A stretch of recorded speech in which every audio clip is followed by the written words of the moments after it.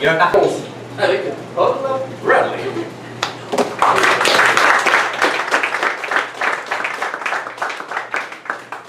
Je comprends, j'ai écouté les conseils et je me disais qu'est-ce que je vais pouvoir faire pour améliorer l'affaire en si peu de temps. Être drôle. Là, ce que j'ai décidé d'explorer avec vous ce soir, j'ai vraiment besoin de vous parce que ça se passe, la différence peut-être, parfois le compte c'est vraiment, il y a un partage avec le public. C'est ça qu'il ne faut jamais perdre de vue. Et vous êtes là, si on peut peut-être diminuer un petit peu la lumière, je verrais mieux, mais tu sais, il n'y a rien de grave, juste une petite affaire, parce que sinon je vais en perdre. Regardez mon temps, c'est ça, c'est bon. Je peux partir. Ouais, on a 10 minutes de plaisir ensemble. Je vais essayer d'utiliser à plein escient. Ce qu'on explore aujourd'hui, c'est pas la modernité. Ça aurait dû déjà être fait là, dans le compte, mais il y en a qui l'ont essayé à certains moments, ni la postmodernité. On va direct à l'hypermodernité parce que c'est là qu'on est rendu aujourd'hui. Je ne vous ferai pas tout un laïus sur l'hypermodernité, vous avez juste à aller sur Wikipédia, hein, et vous allez en découvrir plus là-dessus. Et l'hypermodernité, qu'est-ce qui est une des caractéristiques que je peux mettre dans le compte? C'était l'hyperlien. Et justement, si vous êtes sur Wikipédia, il y a plein d'hyperliens. Donc, ça, un hyperlien, c'est un lien bleu, cliquable. D'accord? Alors, ça, mon compte, il va y en avoir dedans.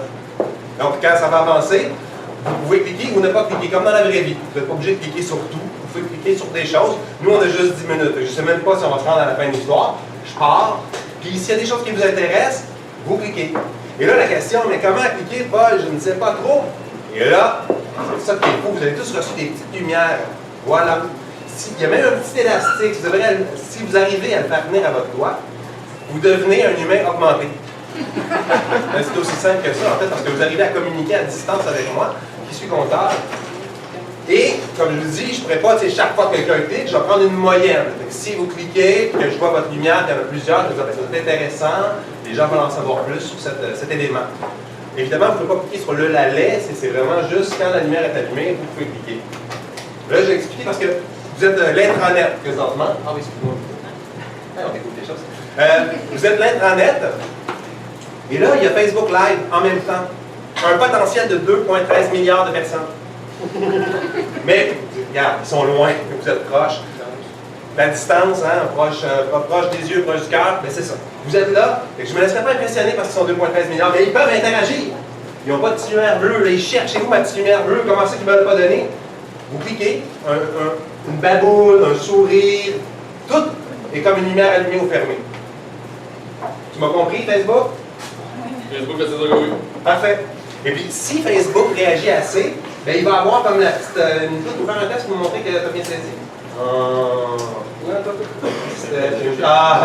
Hey, je pensais que Facebook était tombé. Je me dis, on a fait ça ce soir. Bon, donc, le seul éteindre, ils sont pas tout allumés. S'ils cliquent beaucoup, voilà. Donc, vous comprenez un peu l'affaire? Voulez-vous qu'on fasse un test? On va dire, manière d'éprouver un procédé. Voilà, ça pourrait ressembler à ça. Ouais, sur compte, c'est Fiverr, pour 10 minutes de récit. Il est déjà parti. Ah oui, c'est ça. Ah oui. Alors, après, c'est la partie que je maîtrise le mieux. Hey, je vais l'accrocher 3 fois, je pense. Comme dans les bonnes histoires. Donc, attache ta tuque avec des pas privés, parce que là, on s'en va en 2084. OK, le joker n'a pas beaucoup changé.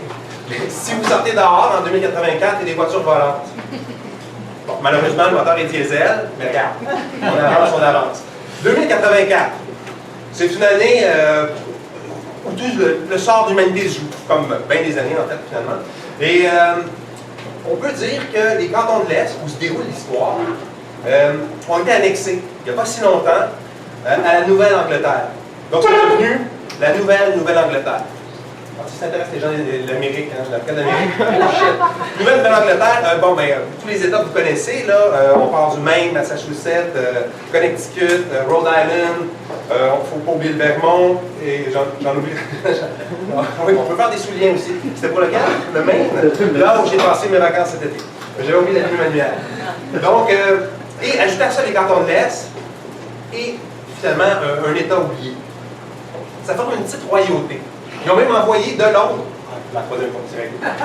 Ils ont envoyé de Londres un des héritiers du prince Charles qui dirige maintenant la Nouvelle-Angleterre. Le reste des États-Unis vit un marasme perpétuel parce que Trump est élu à vie et un algorithme lui succède.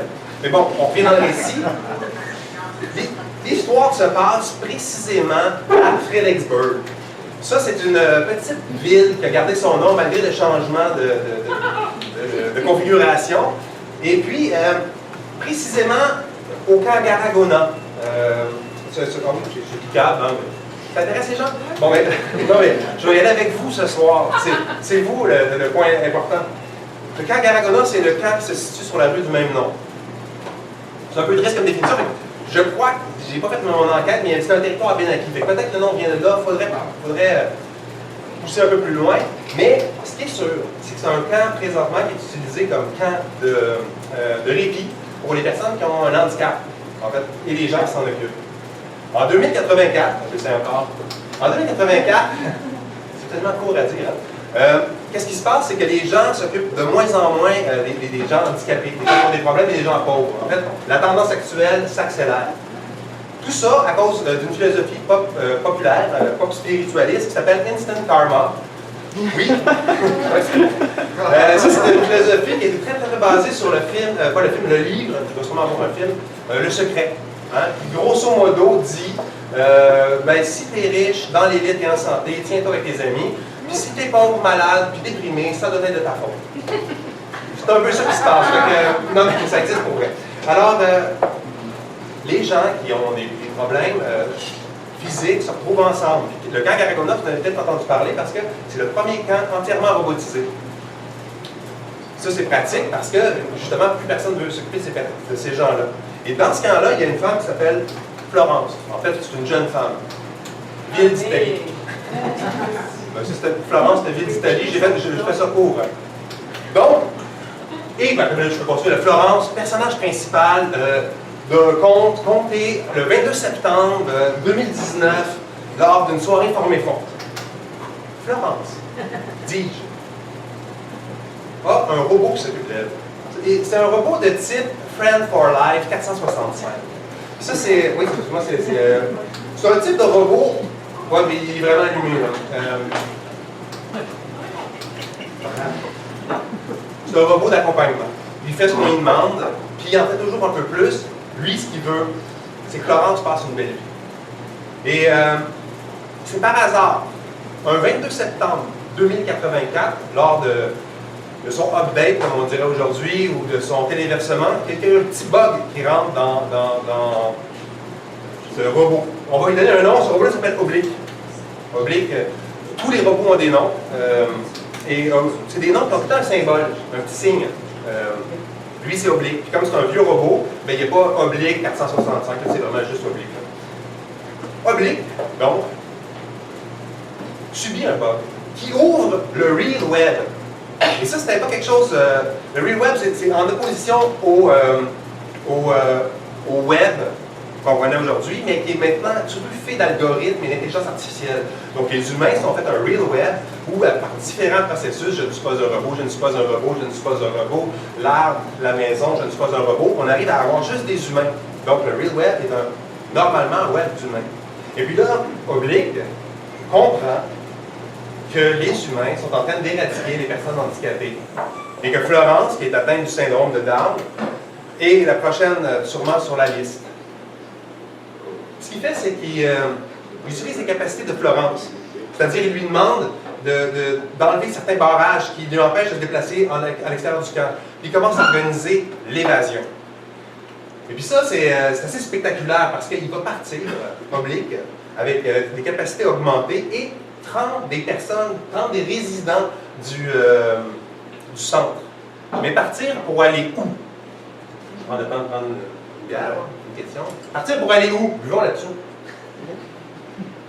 La Terre reste quand même une planète inhospitalière, à bien des égards pour ces gens. Les ressources manquent de plus en plus. Et il y a de plus en plus de vols pour aller voir des exoplanètes. Donc, c'est des...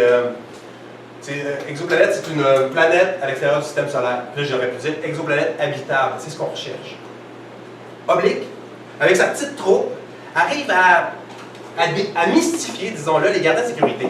Qui aurait pensé que des sujets d'études partaient de leur propre chef? Et c'est comme ça qu'ils sont partis à bord d'un vaisseau-mère. Puis ça, mes amis, c'est pas de la petite affaire. Vois-tu qu'ils sont toujours bien attachés? On voyage encore quelques années-lumière plus tard. J'ai pas senti. Quelques années-lumière plus tard.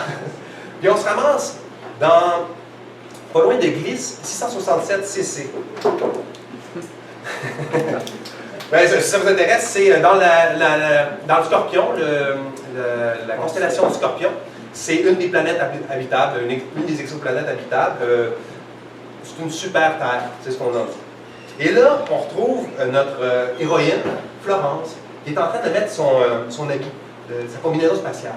Et puis là, dans les haut-parleurs, ça résonne comme la voix d'Oblique Joyeuse qui dit « Florence, n'oublie pas quelque chose de rond qui rime avec ballon. » Son casque.